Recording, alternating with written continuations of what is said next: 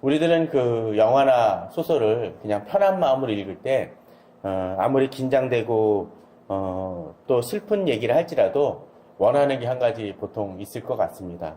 우울하고 적적할 때는 그 소설이나 또 영화가 마지막 시간에, 마지막 그 부분에 있어서, 새드 엔딩이 되지 않기를 바라는 마음이 좀 있을 것 같습니다. 뭔가 주인공이 죽는다든가 또는 불행한 결말이 끝나게 되면 괜히 마음이 찝찝하고 힘들어집니다. 인간의 삶도 그럴 것입니다. 인간의 삶에 있어서도 마지막에 있어서는 비참한 최후가 아니라 정말 행복하고 그냥 모든 것이 다 잘 되는 분위기가 되어지면 우리들은 그 인생이 축복되다 말할 것입니다. 그러나 인생의 삶은 꼭 그런 것은 아닌 것 같습니다. 정말 잘 나가던 사람이 갑자기 몰락의 경우를 당하는 경우들도 있고 또 유명하고 잘 되어졌던 사람도 막판에 가서는 어려움을 겪는 경우들도 있습니다. 어떤 때는 유명한 연예인 같은 경우가 있어도 정말 당시에는 무척 사람들한테 환호를 받고 또 조명을 받았지만 어느 순간 그 스포트라이트에서 사라지고 사람들이 이목을 주목받지 못하다가 종종 그 사람의 네임밸류를 와서 찾아보게 되면 실제로 삶이 어렵고 힘든 경우들을 바라보게 됩니다. 여러분들의 삶은 어떻습니까? 꼭 인생의 마지막이 아니라 할지라도 내가 가장 힘들고 어려울 때 내 주변에 사람들이 없는 것 같고 나를 돕는 사람이 없을 것 같아 사람들은 더욱 힘들어집니다. 특별히 자신이 어려운 지경에 있을 때. 홀로 외로이 한 방에 갇혀 있고 또는 심지어 어떤 사람은 억울한 누명을 써서 교도소에 들어가 있거나 또는 자신이 힘들고 어려울 때 주변에 모든 사람들이 자신을 배신하거나 떠나가고 또 자신에게 집중하지 않을 때 사람들은 힘들어하게 됩니다. 여러분들에게 있어 그러한 시기는 혹시 없습니까? 그런데 오늘 본문을 보게 되면 바울이 그런 것 같습니다. 바울이 보게 되면 외롭고 힘듭니다. 우리는 디모데후서를 통해서 바울이 디모데에게 여러 가지로 격려하고 희망을 주고 독려하는 것을 보았습니다. 에베소 교회에서 목회를 하며 젊은 나이에 목회를 하면서 어려움을 겪는 그 디모데를 격려하고 돕습니다. 그런데 바울은 사실 어떠했습니까? 지하 감옥에 갇혀있고 말년의 시기에 있습니다. 사실은 누군가를 위로할 수 있는 상황이 아니었는데 위로하는 모습을 보여줍니다. 그런데 오늘 이 마지막을 보게 되면 바울도 뭔가 심적으로 낙심되어 있고 어려운 지경에 처해 있는 듯한 모습을 보여줍니다. 오늘 본문을 보게 되면 9절에 어떻게 되어 있습니까? 너는 어서 속히 내게로 오라고 되어 있습니다. 아니 자기 목회도 힘들어하는 디모데에게 오라고 하고 있습니다. 어서 그것도 어떻게 해요? 속히 내게로 오라고 하고 있습니다. 이것뿐입니까? 오늘 본문을 보게 되면 21절에 어떻게 되어 있습니까? 너는 겨울 전에 어서 오라고 되어 있습니다. 겨울 전에. 왜 하필 겨울 전일까요? 그에 대해서는 좀 더 뒤에 가서 설명을 하겠지만 자신이 춥고 더 어려워지기 전에 오라는 이야기입니다. 이것을 두 번씩이나 반복하라는 얘기는 그냥 그 의례적으로 얘기하는 얘기가 아니라 반드시 와달라는 이야기입니다. 왜 그럴까요? 앞서 분명 얘기 드렸지만 바울은 지금 지하 감옥과 어려운 지경에 있습니다. 요새 슬기로운 감방 생활이라는 그 드라마도 하지만 그 감방 생활과는 비교할 수 없는 상황입니다. 민주화 운동을 하다가 감방에 그 교도소에 들어갔던 사람이 슬기로운 감방 생활이 실제로 교도소 생활과 얼마나 비슷한가라는 이야기를 하는 것을 본 적이 있습니다. 기사를 읽었습니다. 그랬더니 많은 부분이 또한 비슷하고 정말로 교도소 생활을 경험하지 않고서는 그 용어를 체득하기 힘든 부분에 있어서도 잘 표현을 했다고 이야기를 하면서도 다른 부분들도 얘기를 합니다. 실제로 교도소의 그 한 방은 그 정도 넓지가 않다고 얘기합니다. 더 좁다고 얘기를 합니다. 그럴 수 있을 것 같아요. 그런데 바울이 경험했던 그 감옥은 그것과는 비교할 수 없을 정도로 너무나 열악하고 힘들고 어려운 지경입니다. 그렇기 때문에 바울은 더 힘들고 어려웠을 것입니다. 그런데 본문을 보게 되면 사실은 바울은 그 정도를 넘어서는 어려움을 겪고 있습니다. 감옥보다 더 힘든 일이 있습니다. 그렇게 어렵고 힘들 때 본문을 보게 되면 여러 사람의 이름이 언급됩니다. 근데 그 사람들의 이름이 마치 무슨 시민들의 협의에 도움에 의해서 제작된 영화들 보면 어떻게 됩니까? 제일 마지막에 보면 도움을 주신 분들 쫙 이름이 올라가잖아요. 예전에 그 전태일을 다룬 그 영화를 봤었을 때 정말 수백 명의 이름이 올라가는 것을 보면서 정말 그 감동을 받았던 적이 있습니다. 그 영화 자체로도 그렇지만 또 일반 영화에도 뭐 여러 가지 기업, 무슨 여러 가지 사람들의 이름이 거론이 되어집니다. 근데 바울도 로마서 16장 같은 경우는 여러 사람의 이름을 언급을 하고 있습니다. 근데 오늘 본문을 보게 되면 도움을 주는 사람의 이름도 되어지지만 그렇지 않은 사람들의 이름이 많이 언급이 되어집니다. 자, 보십시오. 대만은 나를 버리고 어떻게 해요? 세상을 사랑하여 데살로니아로 갔고 그레스게는 갈라데로, 디도는 달마데로. 이 사람들이 버렸다는 얘기인지 또는 어떤 일 때문에 그런지 모르지만 최소한 그레스게와 디도 중에 한 사람 정도는 최소한 버리고 간 것 같아요.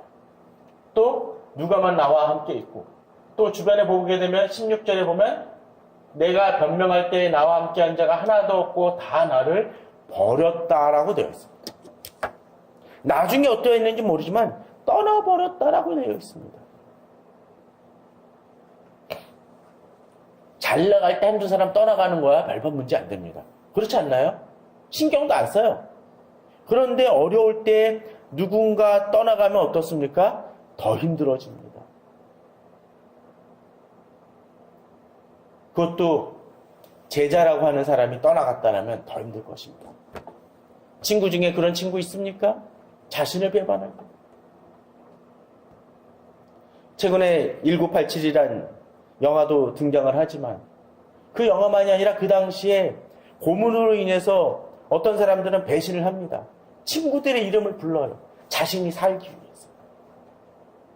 어쩌면 이들 중에 어떤 사람들은 아마도 그러했을 것입니다. 16절에 내가 처음 변명할 때 나와 함께 한 자가 하나도 없고라는 이유가 무엇이겠습니까? 그들도 바울처럼 갇히거나 혹시나 죽음에 이르게 되지 않을까라는 것이 두려워서 떠나갔다는 얘기입니다. 그럴 때 사람은 힘들어집니다. 바울도 그러했던 것 같습니다. 그렇기 때문에 어서 속히 오라는 그 말 속에 있어서 바울은 그 외로움을 돌보고 격려를 받기 위해서, 위로를 받기 위해서 디모데를 요청하고 있는 것입니다. 우리들은 종종 그럴 때가 있습니다. 저 사람은 괜찮아. 어떤 사람들은 자신이 목사한테 또는 여러 가지 스승한테 왜 그 스승이 나를 돌보지 않느냐, 목사가 나를 돌보지 않냐라는 데에 대해서 서운하고 섭섭한 감정을 느끼는 분들이 참 많이 있습니다. 그런데 어떤 때는 반대로도 한번 생각을 해보시기 바랍니다. 목사나 지도자나 스승도 외로울 때가 있습니다. 제가 예전에 대학부 처음 갔었을 때 그 일을 맡으셨던 전도사님이 이제 졸업 시즌이 되어졌습니다. 여러 가지 대학부에서도 졸업한 사람들이 있어서 사람들이 뭐 여러 가지 지역 모임들이 그쪽으로 가서 축하해주고 환영해주는 일이 있었습니다. 그런데 딱 주일날 왔는데 저는 그 당시 온 지 얼마 안 돼서 잘 몰랐다는 변명이라 되긴 하지만 그것도 핑계가 안 될 수 있지만 담당 사역자였던 전도사님이 합신 대학원을 졸업을 하셨는데 아무도 안 간 거예요. 그럴 때 어떤 느낌이 들까요? 그것도 작은 교회도 아니고 200명이 되는 대학부에서 아무도 그분을 졸업했다는 것을 환영해주는 그런 일들을 아무도 하지 않았다라면 담당 사역자로서의 마음은 어떠했을까요? 나는 열심히 다른 사람 생일을 챙겨줬는데 제자들을 반대로 그 누구도 내 생애를 기억해 주지 못하는 목회자의 경험이 있다라면 어떤 느낌이 될까요? 또는 구역장애라면 어떤 느낌이 될까요? 지금 그 정도를 얘기하는 게 사실은 아니지 않습니까? 지도자도 위로가 필요할 때가 있습니다. 그래서 저도 예전에 교회에서 부교육자를 할 때 스승의 주일 같은 경우는 꼭 그 선생님들한테, 주일학교 선생님들한테도 선생님 선물이든지 어떤 작은 감사의 표시라도 꼭 하시라는 얘기를 자주 하고 했습니다. 물론 교회는 김영란법이 걸릴 일이 없으니까 마음 놓고 하셔도 되는 상황이죠. 우리는 있곤 합니다. 바울도 외로웠습니다. 어떤데 우리 주변에 꼭 목회자만이 아니더라도 교회를 위해 또는 여러 가지 일들에 수고하는 사람들의 정성을 생각해 볼 때가 있습니다. 어떤 분은 그러더라고요. 어느 분하고 교회에서 여러 가지 일을 하시는 분하고 얘기를 해봤는데 어느 분한테 자기가 추어탕을 대접하기 위해서 싸갔다는 얘기합니다. 근데 그런 이유가 뭔지 아십니까? 그분이 너무나 수고하셨던 분인데 아파가지고 힘드니까 그걸 못하는 거예요. 그러다 보니까 예전에는 잘하셨어요, 수고하셨습니다라고 했던 분이었는데 아프다 보니까 몇 개월 주목을 못 받다 보니까 다 잊어버린 거예요. 그러니까 이분이 힘들 때 도와주는 사람이 없다는 거죠. 바울의 모습이 그러했던 것 같습니다. 그러기에 바울은 이들이 떠나갔다고 얘기합니다. 그러나 그럼에도 불구하고 16절 후반에 바울은 뭐라고 얘기했습니까? 다 나를 버렸으나 그들에게 허물을 돌리기를 원하지 않는다라는 것입니다. 이게 목회자의 마음이고 지도자의 마음이고 영적 스승의 마음입니다. 비록 외롭고 힘들더라도 그들에게 그것을 돌리지 않는 이유가 무엇입니까? 그들이 나와 한 지체이고 내가 돌보는 이들이고 그들이 다시 회복될 것을 믿기 때문에 그렇습니다. 그에 반해서 또 어떤 사람들이 있습니까? 여기 다시 한번 보죠. 대만은 이 세상을 사랑하여 나를 보는 대사령을 갖고 그리스게는 갈라디아로 디도는 달마디아로.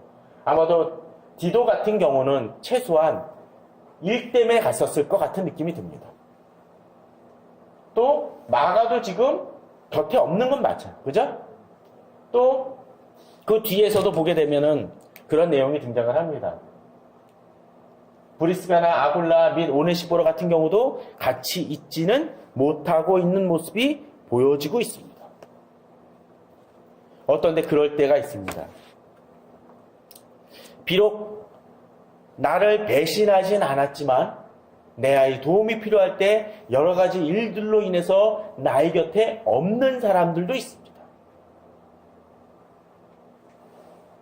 비록 그들이 나를 배신하거나 나에게 어떤 악한 감정을 갖고 있는 것은 아니지만 나의 도움이 필요할 때 같이 있지 못하는 사람들도 있을 수 있습니다.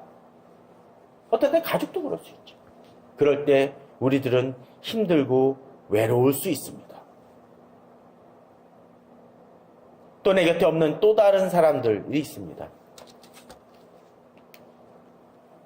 바로 구리 세공업자 알렉산더입니다. 이 사람은 어떤 사람입니까? 내게 해를 많이 입힌 사람입니다. 외로울 때 또는 힘들 때 나를 더 고통스럽게 하는 대적들이 있습니다. 그들도 나를 힘들게 할 수 있습니다. 본문은 얘기하죠. 알렉산더가 어떻게 했다고요? 내게 해를 입혔는데 어느 정도? 많이 입혔습니다.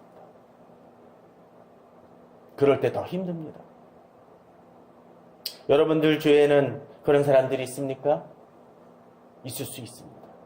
주의해야 됩니다. 15절에 보면 너도 그를 주의하라고 되어 있습니다. 이것은 바울은 자기 자신이 고통받고 있고 대적들로 인해서 힘들어하는 상황 속에서도 진정으로 리더 되는 사람은 그 시각을 더 넓힙니다. 자기 자신만이 아니라 누구까지 바로 내가 돌보는 이들에게도 해를 줄 수 있다는 것을 깨닫고 더 주의하라고 합니다. 너도 그를 주의하라. 왜? 그가 우리말을 아니 신이 대적하는 사람들이기 때문입니다. 진정한 영적으로 성숙되어지는 사람들은 자기 자신이 고통받는 것만이 아니라 내가 이 고통받는 것이 다른 사람에게도 영향을 줄 수 있다는 것을 깨닫고 그것을 주의시키는 데입니다. 자기 자신에 함몰되지 않습니다. 비록 바울은 감옥에 받고 위로가 필요한 사람이긴 하지만 거기서 머무는 사람이 아니라는 것을 보여줍니다. 또한 그러면서도 바울은 또 다른 영적으로 성숙된 사람의 모습을 보여줍니다. 14절을 보시죠. 후반에 내게 해를 많이 입혔음에 주님이 어떻게 하신다고요? 주께서 그 행한 대로 그에게 갚으실 것이라는 것이죠.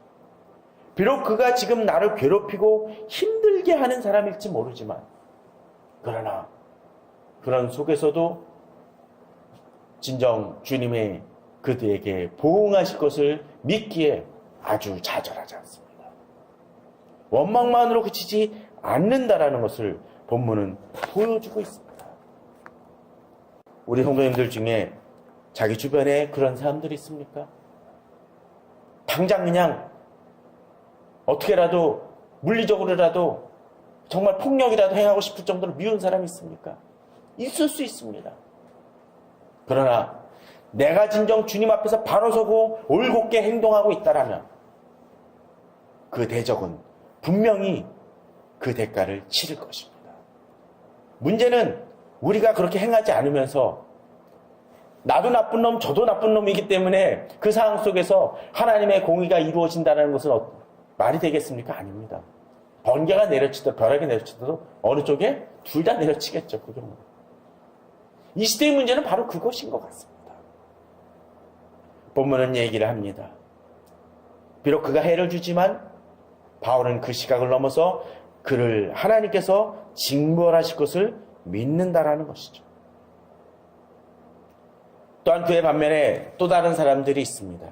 바울은 이런 상황 속에서도 또 다른 사람들의 이야기를 행하고 있습니다.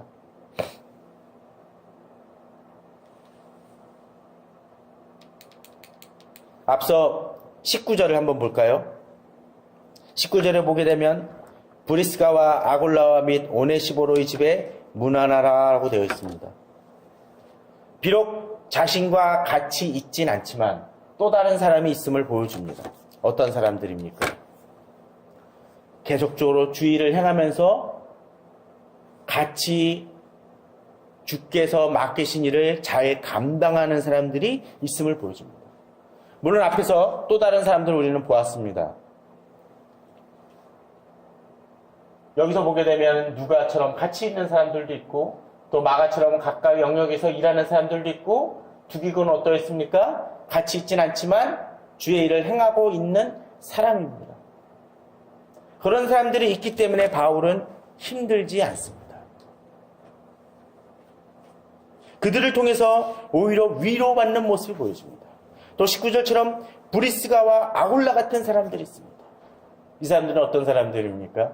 사도행전에 자주 등장하고 또 다른 성경 속에서도 가끔씩 등장하는 인물들입니다. 부부죠. 브리스가와 아굴라는 바울이 이 전도 여행을 할 때 같이 있기도 했고 또 우리들이 보통 자기가 자립해서 행하는 그 선교사님들을 뭐라고 얘기를 합니까? 텐트 메이커라고 얘기하죠. 텐트 메이커라는 말이 어떻게 나왔습니까? 바로 사도행전에서 브리스가와 아굴라와 같이 장막을 지었다는 표현이 등장을 하거든요.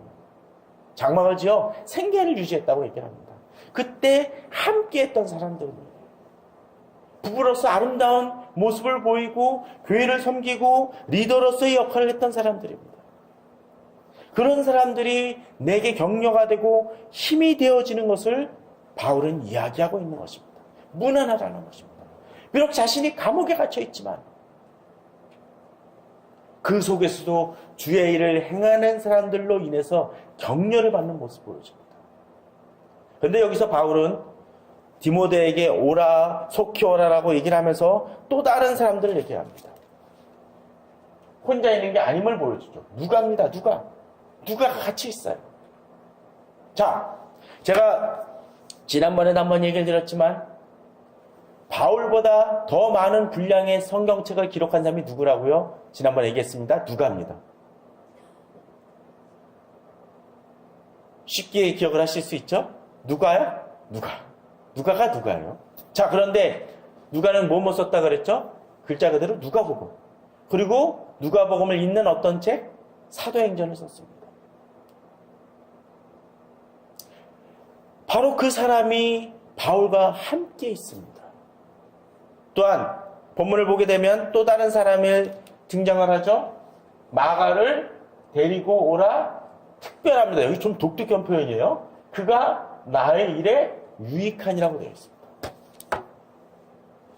이 바울이 자신의 인생을 마감하는 시점 속에서 마가를 거론합니다. 특별히 이 사람을 데리고 오라고 되어 있습니다.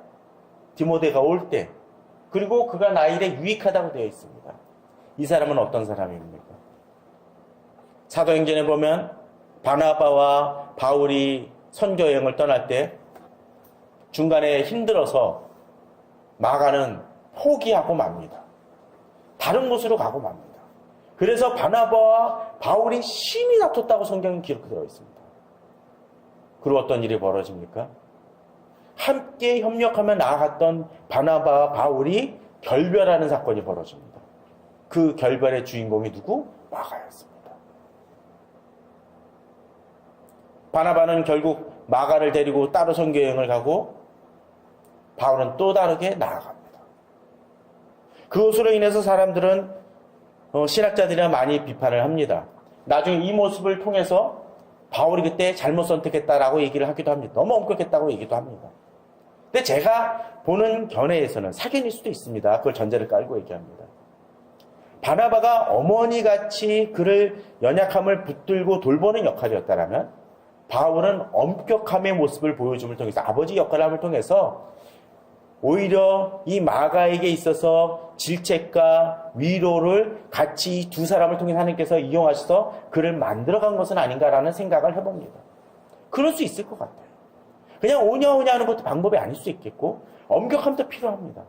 그런데 바울이 그 당시 그것을 깨달았고 행했건 안 했건 간에 지금 마지막에는 어떻습니까? 그들이 화해되어지고 오히려 강력하게 돕는 역할을 누가 합니까? 이제 누가가 아니라 마가가 하고 있는 모습을 보여주고 있습니다. 다시 얘기합니다. 어떻게 하다고요? 그가 나의 일에 유익하니라. 앞서 구리세공업자 알렉산더가 해를 많이 피는 악한 역할이었다. 오히려 마가는 격려하고 힘을 주는 일을 행하고 있습니다. 저는 우리 성도님들이 이런 사람이, 마가 같은 사람이 우리 성도님들 주변에 있기를 원합니다. 사람을 키워나가야 됩니다. 또 반대로 비록 어떤 때 넘어지고 실패했다 할지라도 이러한 역할을 하는 사람들이 되어있는 우리 성도님들 되길 바랍니다. 실패했어도 낙망하지 마십시오. 이제 자기는 버림받은 것 같아 할지라도 세상 사람들은 나를 버린다 할지라도 하나님은 나를 버리지 않으신다는 것을 믿고 믿음으로 나아가시는 성도님들 되길 바랍니다. 자, 그러면서도 바울은 여러 가지를 또한 구하고 있습니다.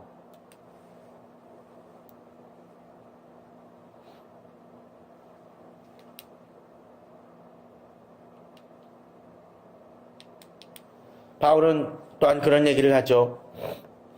본문을 보게 되면 이제 바울은 또 갖고 오라는 얘기도 합니다. 어떤 것을 갖고 오라고 얘기를 합니까? 그러니까 여러 가지 심적으로 힘들었던 것 같아요. 13절에 보게 되면 내가 올 때, 디모데가 올 때 드로아 가보의 집에 둔 겉옷을 가지고 오고. 왜 겨울 전에 오라는 얘기가 좀 이해가 되지 않습니까? 춥다라는 거예요. 지금 이 날씨에도 춥다고 하시는 분들 있으시지만 바울은 지하 감옥에 갇혀 있습니다. 그러한 상황에서 옷도 제대로 갖춰지지 않아요. 그렇다면 무언가 걸치는 것이 더 필요할 수 있겠죠. 또 그러면서도 바울은 거기서 놓지 않습니다. 또 책은 특별히 가죽종이에 쓴 것을 가져오라. 아마도 가죽종이에 쓴 것이라는 것은 귀중한 것일 것입니다. 그것이 어떤 사람은 성경이라고 이야기할 수도 있겠고 또 어쩌면 기록한 것일 수도 있겠지만 어찌됐건 간에 그것이 소설책은 아닌 것은 분명하겠죠. 분명히 바울은 중요한 것을 가두며 그것을 통해서 자기 자신을 돌아보길 바랍니다. 그런데 바울은 여기서 한 단계 더 나아갑니다. 이제 17절을 좀 돌아보면서 말씀을 좀 더 돌아보길 바랍니다. 절망한 것 같고 사람이 필요하고 겉옷이 필요한 바울이지만 자신의 제자인 마가가 필요하고 디모데가 필요한 사람이지만 그럼에도 불구하고 그가 그냥 낭망 속에 있는 것이 아님을 보여줍니다. 17절입니다. 주께서 내 곁에 서서 나에게 힘을 주시고 나라 말미암아 선포된 말씀이 온전히 전파되어 모든 이방인이 듣게 하려 하심이니 내가 사자의 입에서 건짐을 받았느니라.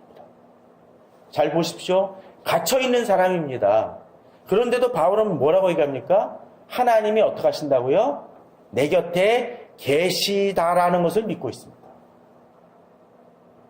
자신은 지금 연약합니다. 육체적으로 연약한 사람입니다. 그럼에도 불구하고 자신의 일 지탱하고 힘을 주는 하나님이 계시다는 것이죠.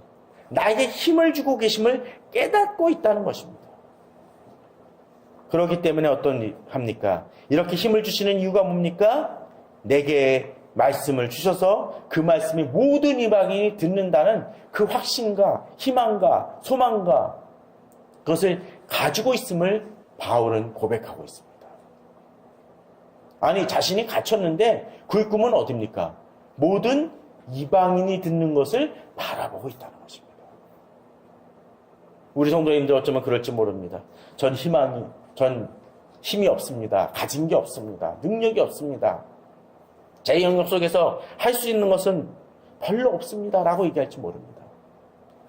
그러나 바울에 비하면 우리 성도님들이 더 무언가 가진 자 아닙니까? 하나님은 우리 성도님들에게 많은 것을 주셨습니다. 그런데 내 힘으로 하는 게 아니라는 거죠. 하나님이 내 곁에 계셔서 나에게 힘을 주시니까 가능한 것입니다. 또한 바울은 자신이 비록 지하 감옥에 갇혀있지만 뭐라고 얘기합니까? 내가 사자의 입에서 건짐을 받았다라고 고백을 합니다. 갇힌 게 갇힌 것이 아니라는 것이죠.